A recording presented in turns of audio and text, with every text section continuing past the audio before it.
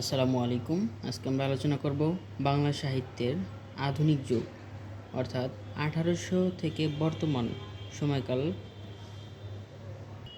পর্যন্ত সকল সাহিত্যকর্ম থেকে আসা বিগত প্রাইমারি, বিসিএস অন্যান্য পরীক্ষায় আসা সকল প্রশ্ন উত্তর। চ্যানেলটি সাবস্ক্রাইব করে সাথে থাকুন। যারা ভিডিওটি ফেসবুক পেজ থেকে দেখছেন অবশ্যই ফেসবুক পেজটি ফলো দিয়ে সাথে থাকুন। বাংলা কথ্য ভাষার আদি গদ্যগ্রন্থ কোনটি? উপশাস্ত্রের অর্থভেদ। বাংলা গদ্যের কখন সূচনা হয়? বাংলা গদ্য সূচনা হয় 19 শতকে। কে সর্বপ্রথম টাইপ সহযোগে বাংলা ব্যাকরণ মুদ্রণ করেন? টাইপ সহযোগে বাংলা ব্যাকরণ মুদ্রণ করেন প্রথম ন্যাথানিয়েল বেসি হ্যালহেড। বাঙালির লেখা প্রথম মুদ্রিত গ্রন্থ ব্রাহ্মণ রোমান ক্যাথলিক সংবাদের রচয়িতাকে? এটি রচয়িতা দোম অ্যান্তোনিও দো রোজারিও। আধুনিকতার লক্ষণ কি? আধুনিকতার লক্ষণ হচ্ছে স্বদেশপ্রেম ও মানবতাবোধ। বাংলা ভাষার প্রকাশিত প্রথম সাময়িক পত্র কোনটি? প্রথম সাময়িক পত্র হচ্ছে দিগদর্শন। বাংলা গদ্য সাহিত্যের উৎপত্তিকাল 19বিংশ শতাব্দী। প্রথম বাংলা ব্যাকরণ রচনা করেন কে?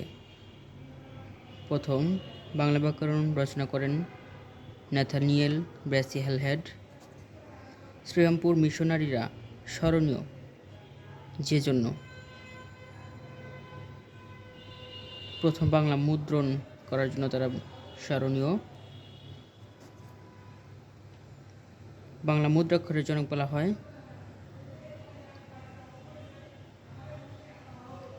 চার্লস উইলকিন্সকে বাংলা মুদ্রাক্ষরের জনক বলা হয়। উপমহাদেশে প্রথম ছাপাখানা কোন সালে স্থাপিত হয়? ছাপাখানা স্থাপিত হয় হচ্ছে 1498 সালে। বাংলাদেশের প্রথম কোথায় ছাপাখানা প্রতিষ্ঠিত হয়? প্রথম ছাপাখানা প্রতিষ্ঠিত হয় রংপুরে। বাংলা মুদ্রণ যন্ত্র আবিষ্কার হয় কত সালে? বাংলার মুদ্রণ যন্ত্র আবিষ্কৃত হয় 1800 সালে। বাংলা অক্ষরের প্রথম নকশা তৈরি করেন চার্লস উইলকিন। শ্রীরামপুর মিশন প্রতিষ্ঠিত হয় কত সালে? শ্রীরামপুর মিশন প্রতিষ্ঠিত হয় 1800 সালে। গদ্য সাহিত্য কোন যুগের সৃষ্টি? গদ্য সাহিত্য হচ্ছে আধুনিক যুগের সৃষ্টি। কোনটি প্রাচীন বাংলা ব্যাকরণ? প্রাচীন বাংলা ব্যাকরণ a grammar of Bengal language.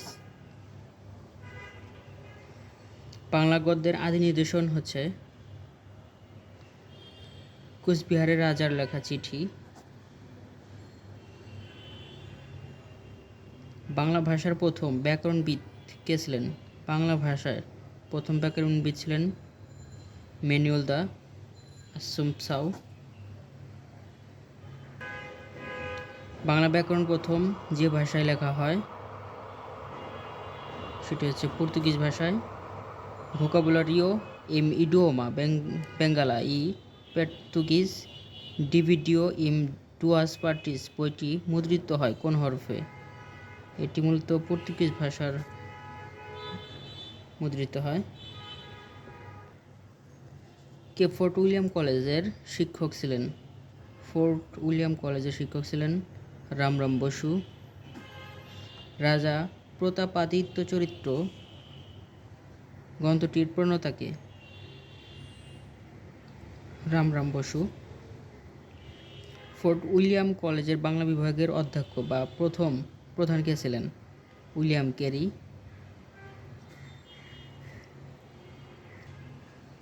Fort William কলেজের বাংলা বিভাগ খোলা হয় 1801 সালে। 32 সিংহাসন এর রচয়িতা কে? 32 সিংহাসন এর রচয়িতা Mrityunjay. Vidyalankar. Fort William college কত সালের কোন তারিখে স্থাপিত হয়? ফোর্ট উইলিয়াম কলেজ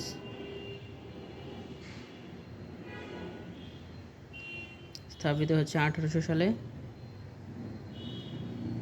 এবং সালটা হচ্ছে 4 মে। ফোর্ট উইলিয়াম কলেজ 1800 সালের 4 মেতে স্থাপিত হয়। কেরি সাহেবের মুন্সি বলা হয় রামরাম বসুকে। কোন দুজন ফোর্ট উইলিয়াম কলেজের বাংলা গ্রন্থ প্রণয়নকারী পণ্ডিত? উইলিয়াম কলেজের পণ্ডিত ছিলেন দুজন, মৃত্যুঞ্জয় বিদ্যালঙ্কার এবং রামরাম বসু। ফোর্ট উইলিয়াম কলেজে বাংলা বিভাগের শিক্ষক নয় হচ্ছে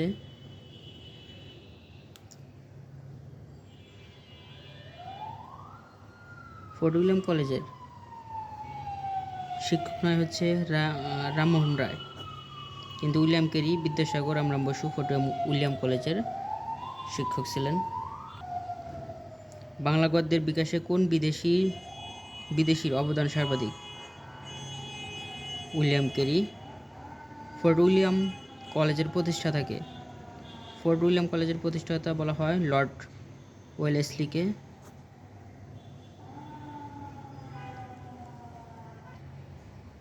বাঙালি রচিত বাংলা সাহিত্যের প্রথম মুদ্রিত গ্রন্থের নাম? রাজা প্রতাপাদিত্য চরিত্র।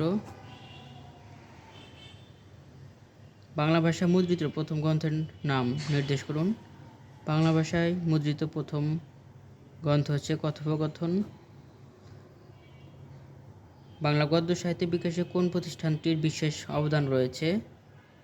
ফোর্ট উইলিয়াম কলেজের। ফোর্ট উইলিয়াম যুগে সবচেয়ে বেশি গ্রন্থ রচনা করেছেন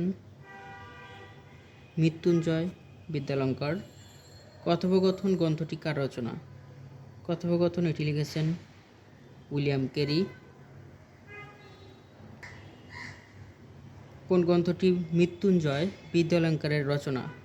মৃত্যুঞ্জয় বিদ্যালঙ্কারের রচনা হচ্ছে 32 সিংহাসন। কোনটি রামরাম বসুর লেখা? রামরাম বসুর লেখা হচ্ছে লিপিমালা। কেরি সাহেবের মুন্সি গ্রন্থটির রচয়িতা? কেরি সাহেবের মুন্সি এটির রচয়িতা হচ্ছে প্রমথনাথ বিশি। এখানে সঠিক হচ্ছে গোলকনাথ শর্মা হিতোপদেশ রচনা করেন। যে ইংরেজি ব্যক্তির কাছে বাংলা ভাষা চিরঋণী হয়ে আছে তার নাম হচ্ছে উইলিয়াম কেরি। ইতিহাসমালার লেখককে? ইতিহাসমালা লিখেছেন উইলিয়াম কেরি। ইয়াং বেঙ্গল গোষ্ঠীভুক্ত ছিলেন কে? মাইকেল মধুসূদন দত্ত। ইয়াং বেঙ্গল গোষ্ঠীর মুখপত্র রূপে কোন পত্রিকা প্রকাশিত হয়? জ্ঞানের নেশন। ইয়াং বেঙ্গল কি? ইয়াং বেঙ্গল হচ্ছে ইংরেজি ভাবধারা পুষ্ট বাঙালি যুবক। ইয়াং বেঙ্গল আন্দোলনের প্রবক্তা কে ছিলেন? ডিরোজিও। বেদান্ত গ্রন্থ ও বেদান্ত সার কার রচনা? রাজা রামমোহন রায়ের। রাজা রামমোহন রায় রচিত বাংলা ব্যাকরণের নাম গৌড়ীয় ব্যাকরণ। বাংলা ভাষায় প্রথম বাংলা ব্যাকরণ রচনা করেন রামমোহন রায়। কোন গ্রন্থটি রাজা রামমোহন রায়ের রচনা নয়? রাজা রামমোহন রায়ের রচনা নয় বেদান্ত চন্দ্রিকা। সতীদাহ প্রথা প্রসঙ্গে রামমোহন রায় রচিত পুস্তক প্রবর্তক ও নিবর্তকের সংবাদ। রামমোহন রায় যে বিষয়ের বিরুদ্ধে আন্দোলন শুরু করেন সেটি ছিল প্রেস অর্ডিন্যান্স। সতীদাহ প্রথা রোধকরণে কোন সমাজ সংস্করণের ভূমিকা উল্লেখযোগ্য? রাজা রামমোহন রায়। পাঠ্যপুস্তকের বাইরে সর্বপ্রথম বাংলা গদ্যরীতির ব্যবহার করেন রাজা রামমোহন রায়। ব্রাহ্ম সমাজ কে প্রতিষ্ঠা করেন? রাজা রামমোহন রায়।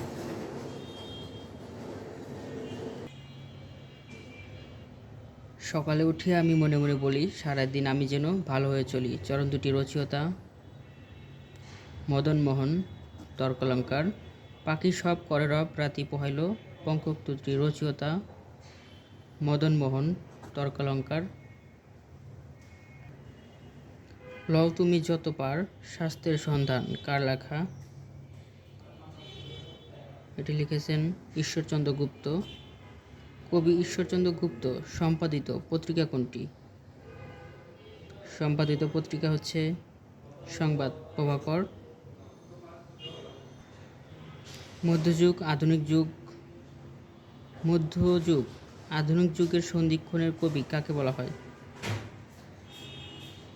ঈশ্বরচন্দ্র গুপ্তকে।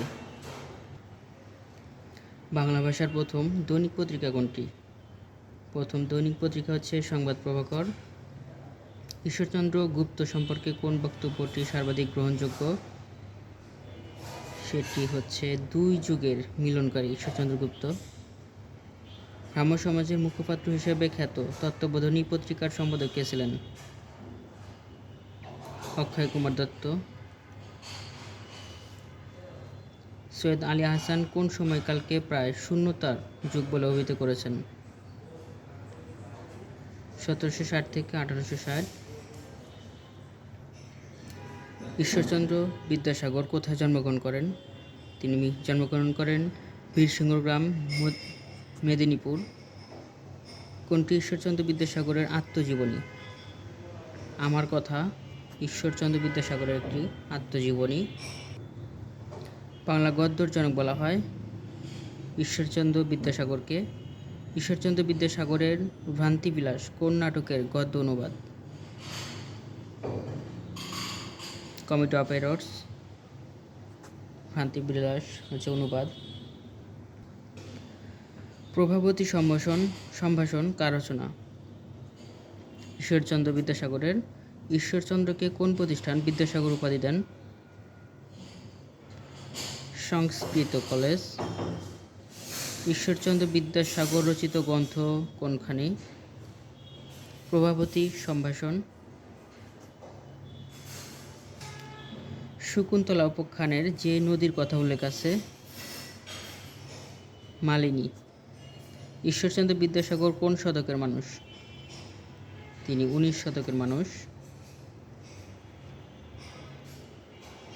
বাংলা ভাষায় সর্বপ্রথম জ্যোতিচিহ্নের প্রচলন করেন ঈশ্বরচন্দ্র বিদ্যাসাগর। বাংলা ভাষায় বিরাম চিহ্নের ব্যবহার কোন সাল থেকে শুরু হয়? বিরাম চিহ্ন শুরু হয় 1847 সাল থেকে। ঈশ্বরচন্দ্র বিদ্যাসাগর কত সালে জন্মগ্রহণ করেন? ঈশ্বরচন্দ্র বিদ্যাসাগর জন্মগ্রহণ করেন 1820 সালে। কোনটি ঈশ্বরচন্দ্র বিদ্যাসাগরের রচনা? ঈশ্বরচন্দ্র বিদ্যাসাগরের রচনা বেতাল পঞ্চবিংশতি। কোন গ্রন্থ প্রকাশের মাধ্যমে বাংলা সাহিত্যের নতুন যুগের সূচনা হয়? বাংলা সাহিত্যের নতুন যুগের সূচনা হয় বেতাল পঞ্চবিংশতি গ্রন্থের মাধ্যমে। 1855 সালে বিদ্যাসাগরের লেখা কোন বইটি ক্লাসিক মর্যাদা লাভ করে? বিদ্যাসাগরের ক্লাসিক মর্যাদা লাভ করে হচ্ছে বর্ণপরিচয়। দীনবন্ধু মিত্রের কোন নাটকের অভিনয় দেখতে এসে ঈশ্বরচন্দ্র বিদ্যাসাগর মঞ্চে জুতো ছুঁড়ে মেরেছিলেন? নীলদর্পণ নাটক। শকুন্তলা কার লেখা বা অনুবাদ গ্রন্থ? শকুন্তলা হচ্ছে ঈশ্বরচন্দ্র বিদ্যাসাগরের অনুবাদক গ্রন্থ। নিচের কোন গ্রন্থে প্রথম জ্যোতিচিহ্নের সার্থক প্রয়োগ করা হয়?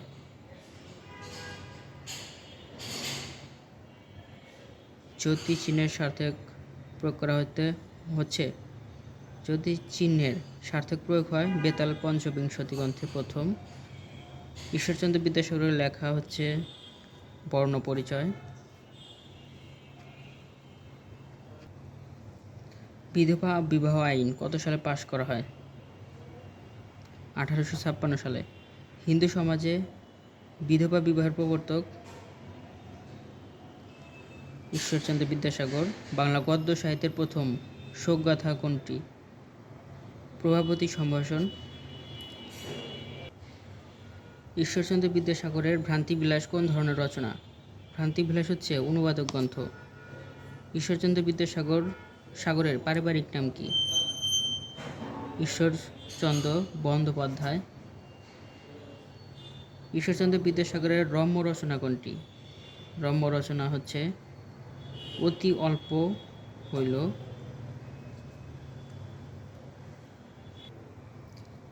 বিধবা বিবাহ রোহিতকরণ বিষয়ে কে কলমযুদ্ধ করেন? ঈশ্বরচন্দ্র বিদ্যাসাগর। বর্ণপরিচয় এর লেখককে? ঈশ্বরচন্দ্র বিদ্যাসাগর। নিচের কোনটি উইলিয়াম শেক্সপিয়রের গ্রন্থের অনুবাদ? ভ্রান্তিবিলাস। আমার ঘরের চাবি পরের হাতে গানটির রচয়িতা লালন শাহ। কেউ মালা কেউ তসবি গলায়, তাই তো চাঁদ ভিন্ন বলায়, এই পঙ্কোক্তিটির কার? এটি হচ্ছে লালন শাহের।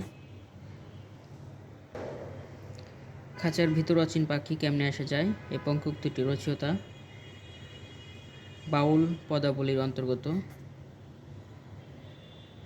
কেমনে আসা যায় এটি এই পঙ্কোক্তিটি বাউল পদাবলীর অন্তর্গত। আপন ঘরে বোঝাই সোনা, পরে করে লেনা দেনা, চরণ দুটি রচয়িতা লালন শাহ।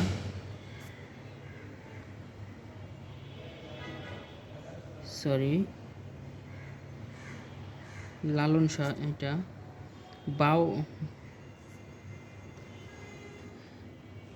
আপন ঘরে বোঝাই সোনা, পরে করে লেনা দেনা, এটি বলেছেন লালন শাহ। বাউল মতের প্রতি শিক্ষিত মহলকে উৎসুক করে তোলেন কে? রবীন্দ্রনাথ ঠাকুর। খাঁচার ভিতর অচিন পাখি কেমনে আসে যায়, এই পঙ্কোক্তিটি কার রচনা? লালন ফকিরের। বাউল গানের বিষয়বস্তু কি? আধ্যাত্মিক বিষয়। খাঁচার ভিতর অচিন পাখি পঙ্কোক্তিটির উৎস লালন গীতি। ধন্যবাদ সবাইকে এতক্ষণ সাথে থাকার জন্য। সকলের জন্য শুভকামনা রইল। আমার জন্য সবাই দোয়া করবেন। ভুল ত্রুটি ক্ষমা সুন্দর দৃষ্টিতে দেখবেন। চ্যানেলটি সাবস্ক্রাইব করে সাথে থাকুন। যারা ভিডিওটি ফেসবুক পেজ থেকে দেখছেন অবশ্যই ফেসবুক পেজটি ফলো দিয়ে সাথেই থাকুন। সবাই ভালো থাকুন। আসসালামু আলাইকুম।